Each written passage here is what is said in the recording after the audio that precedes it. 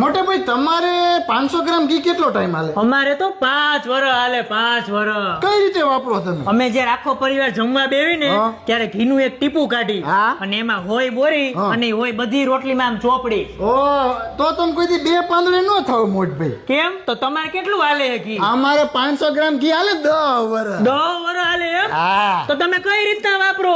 એક બટકું લેવાનું અને ઘીની શીશી ઊંઘીને સાઈડમાં મૂકી દેવાની. એક બટકું ખાવાનું, ઘીની શીશી ઊંઘીને સાઈડમાં મૂકી દેવાની. તો તમે 2 પાંદડે થવાના હો. હા તો થાય મારા જ તે. પપ્પાએ ભાઈ 20 વર્ષ પહેલા 500 ગ્રામ ઘી લીધું હતું, હજી 499 ગ્રામ પડ્યું છે. કઈ રીતે?